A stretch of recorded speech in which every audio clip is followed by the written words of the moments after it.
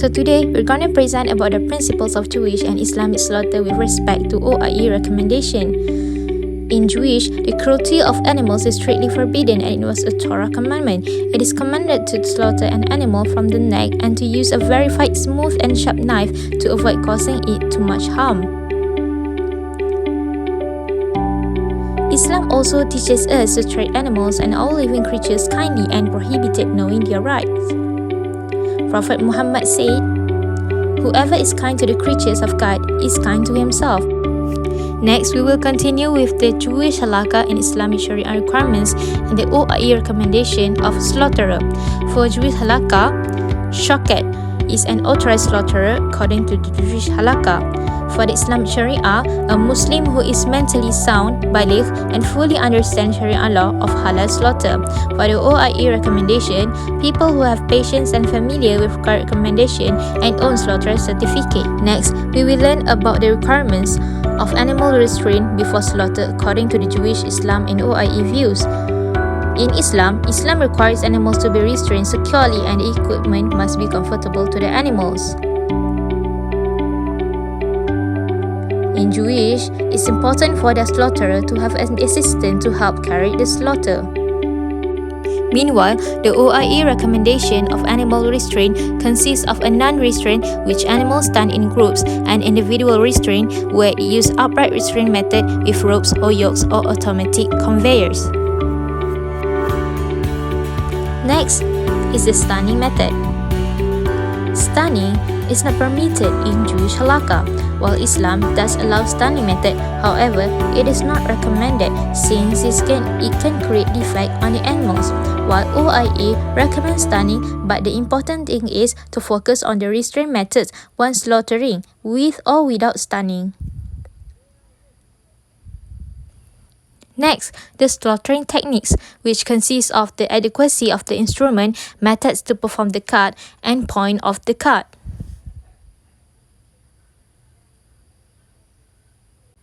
As you can see here, this is the recommended length and width of the knife that used to slaughter the animals in Jewish halakha, while Islam recommends for the knife to be extremely sharp without damages or blemishes, and the length of the knife should be twice the width of the neck.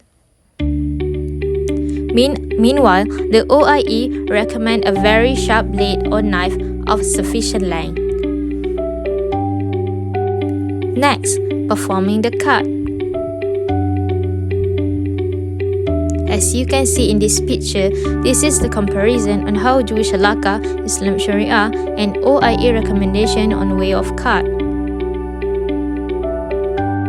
According to Jewish law, the shoket should slaughter in the smoothest way to avoid inaccuracies and unnecessary pain to animals during slaughter, which nullify the shashita itself.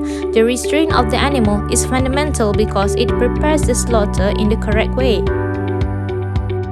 Meanwhile, halal slaughtering requires an extremely sharp knife to facilitate quick cutting of the skin and severing blood vessels. The cut involves the trachea, esophagus, and the jugular veins without cutting the spinal cord. For the OIE recommendation, OIE recommends all animals should be bled out by incising both carotid arteries and the vessels from which they arise. Stunning is highly recommended to use. Now let's look at the point of cut for each section. First, the place for the shashita, slaughtering according to Jewish, is in the neck below the slope of the thyroid to the upper extremity of the right pulmonary lobe, and in principle, one will slaughter down of the large ring, which is the cricoid cartilage. Islam recommends cutting of the throat or slitting the hollow of the throat, which eventually causes to hasten the bleeding and death of the animals. It is necessary to severely cut the trachea, esophagus, and both jugular veins. OIE recommendation animals bleeding out by severance of blood vessels in the neck without stunning, or animals is bled to death by cutting its neck or sticking its chest after stunning. Last but not least, we will learn about the slaughtering problems, which concern the failure to cut both carotid arteries, occurrence of a false aneurysm, unconsciousness evaluation times, and wound management. In a 2008 study, it was determined that the prevalence of failure to cut a carotid artery was 6% during Shashita slaughter and 1% during halal slaughter. Failure is mainly due to the inclination of the knife. Next, occurrence of a false aneurysm. When a severed artery rim retracts within its connective tissue shaft and the artery rim becomes blocked or sealed. Next, unconscious evaluation times. The length and height of the blade, perfect sharpness, knife inclination allow the severing of both jugular veins and carotid arteries, thus allowing a fast and massive blood loss, including arterial bleeding and a sudden drop of arterial pressure to the brain, down to 1/3 of original blood pressure in less than 2 seconds.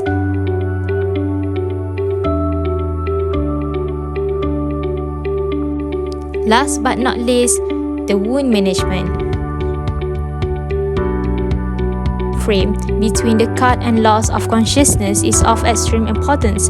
Head or chin restraint, both in the upright or in reverse position, is also a mandatory in order to allow the socket to calibrate and perform the cut corresponding to the first CV. In this way, also severing the vagus nerve ramifications and reducing dramatically the incidence of arterial occlusions by retraction and blood clots.